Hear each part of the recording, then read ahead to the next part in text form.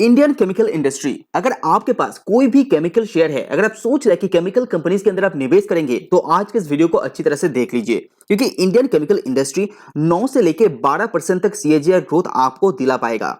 करीब 2025 तक Indian chemical industry $304 billion तक जा सकता है।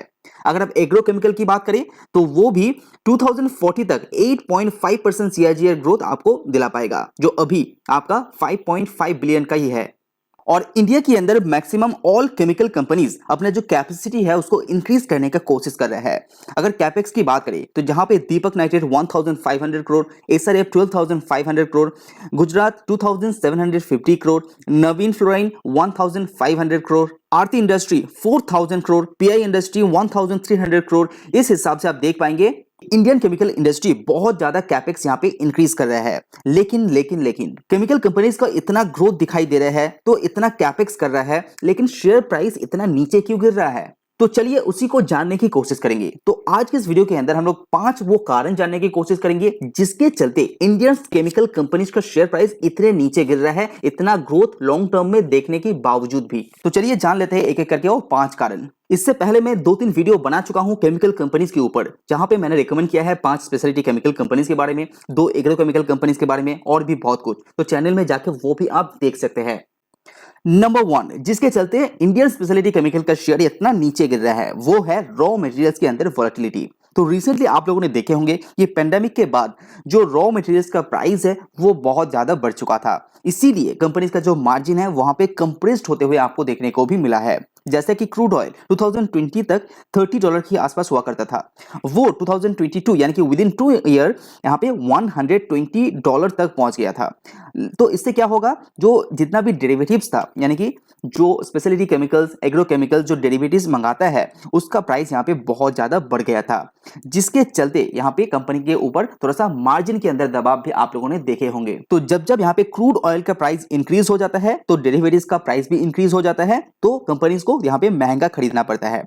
लेकिन वो कंपनी आपका जो प्राइस है उसको पास ऑन नहीं कर पाता है, वो बहुत ही डिफिकल्ट हो जाता है पास ऑन करना, इसीलिए कंपनी का मार्जिन के अंदर इफेक्ट आता है। साथ ही साथ कंपनीज का जो इनपुट कॉस्ट है वो बहुत ज्यादा बढ़ जाता है, और पिछले 2 साल में जो डेरिवेटिव्स है उसका प्राइस बहुत ज्यादा यहाँ पे बढ़ गया था, इसीलिए कंपनीज का जो रॉ मटेरियल्स का स्टॉक था वो बहुत ज्यादा महंगा होने के कारण यहाँ पे प्रॉब्लम फेस कर रहा है इंडियन स्पेशलिटी केमिकल्स, साथ ही साथ अदर्स केमिकल कंपनीज ऑल्सो। तो रॉ मटेरियल्स का प्राइस के अंदर वॉलेटिलिटी कंपनी के लिए थोड़ा सा महंगा साबित हो रहा है, जिसके चलते शेयर प्राइस यहाँ पे गिर चुका है। उसके बाद जो दूसरा रीजन है जिसके चलते Indian speciality chemicals and agro chemicals का शेयर यहाँ पे नीचे गिर रहा है, वो है एनर्जी कॉस्ट के अंदर थोड़ा सा बढ़ोतरी। उसके बाद जो सेकंड रीजन है जिसके चलते केमिकल कंपनीज का शेयर इतने नीचे गिर रहा है, वो है एनर्जी कॉस्ट का प्राइस बढ़ना। अगर आप कोल का प्राइस देखेंगे, जो केमिकल्स कंपनी बहुत ज्यादा इस्तेमाल करते हैं, वो जहां पे 2020 पेंडेमिक के टाइम 100 के आसपास था, वो अभी 470 चल रहा है, यानी कि ये 4 से लेके 5 गुना बढ़ चुका है कोल का प्राइस, जिसके चलते जो एनर्जी का प्राइस है वो कंपनीज को बहुत ज्यादा महंगा यहाँ पे खरीदना पड़ रहा है, जिसके चलते कंपनी का मार्जिन के अंदर दबाव 1 सेकंड फेस करना पड़ रहा है। केमिकल कंपनीज के लिए बॉयलर्स चलाना बहुत ज्यादा इंपॉर्टेंट है, तो बॉयलर्स गर्म करने के लिए कोल का डिमांड बहुत ज्यादा चाहिए होता है। जैसे जैसे मार्केट के अंदर केमिकल प्रोडक्ट का डिमांड यहाँ पे बढ़ रहा है, तो कंपनीज का केमिकल बनाना भी ज्यादा पड़ रहा है, तो इसीलिए कोल भी यहाँ पे जो यूजेस है वो यहाँ पे बढ़ चुका है। तो कोल यहाँ पे कंपनीज को महंगा खरीदने के कारण कंपनीज का शेयर प्राइस यहाँ पे इफेक्ट आ रहा है। अगर आप कोल का ऑल्टरनेटिव भी सोच रहे हैं, जैसे कि राइस हस्क, उसका भी प्राइस देखेंगे तो ये 3 से लेके 4 गुना बढ़ चुका था। तो जैसे जैसे कोल का प्राइस भी बढ़ा था, उसी हिसाब से राइस हस्क का भी प्राइस यहाँ पे बढ़ चुका था। तो ऑल्टरनेटिव भी बढ़ चुका था और मेन प्रोडक्ट है वो भी बढ़ चुका था। तो दोनों तरफ ही जो केमिकल्स कंपनीज है उसके लिए यहाँ पे प्रॉब्लम क्रिएट हो रहा है, जिसके चलते शेयर प्राइस के ऊपर आपको दबाव देखने को मिल रहा है। उसके बाद जो थर्ड रीजन है वो है ट्रांसपोर्टेशन कॉस्ट।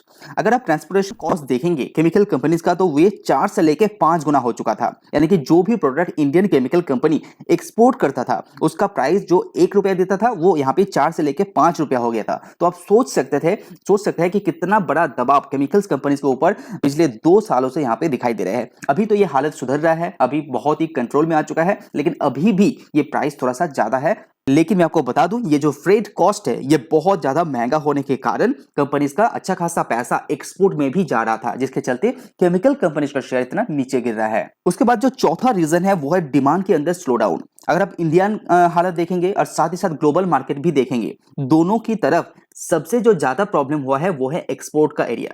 और इंडियन केमिकल्स कंपनी आप हिस्ट्री उठा के देखेंगे तो एक्सपोर्ट के ऊपर अच्छा खासा डिपेंडेंसी है इंडियन केमिकल कंपनीज के ऊपर, जैसे कि specially European union and Latin America, USA जैसे कंट्रीज के ऊपर बहुत ज्यादा डिपेंडेंसी होने के कारण और सबसे ज्यादा प्रॉब्लम ग्लोबल इकोनॉमी में अभी वहीं पे चल रहा है, जिसके चलते केमिकल्स कंपनीज के अंदर अच्छा खासा दबाव भी आपको महसूस होगा। जैसे कि world wide inflation, Russia Ukraine का वॉर एंड यूरोपियन यूनियन के अंदर जो चैलेंजेस अभी फेस करना पड़ रहा है वो है।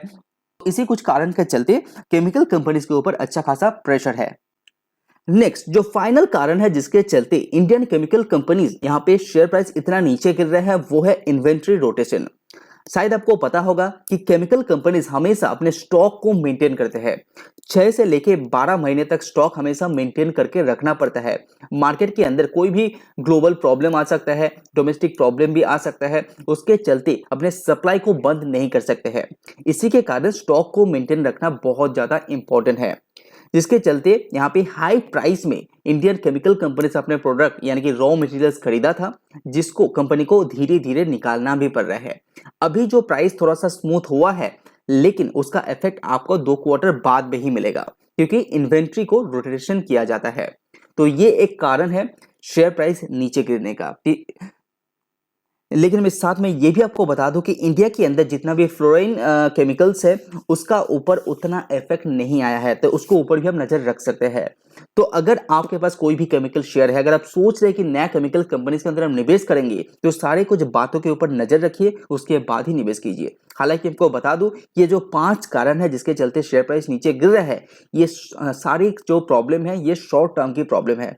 तो सारे कंपनी एक साथ इतना कैपेक्स नहीं करते, क्योंकि ग्रोथ एंड डिमांड बहुत ज्यादा है। तो नेक्स्ट या 5 या 10 साल के लिए इंडियन केमिकल्स कंपनी बहुत ज्यादा अट्रैक्टिव लग रहा है। तो अच्छी तरह से आप रिसर्च कीजिए, उसके बाद ही निवेश करने के बारे में सोच सकते हैं। अगर आपको वीडियो पसंद आए तो लाइक जरूर कीजिए। आज वीडियो में इतना ही। सी यू ऑन नेक्स्ट वीडियो।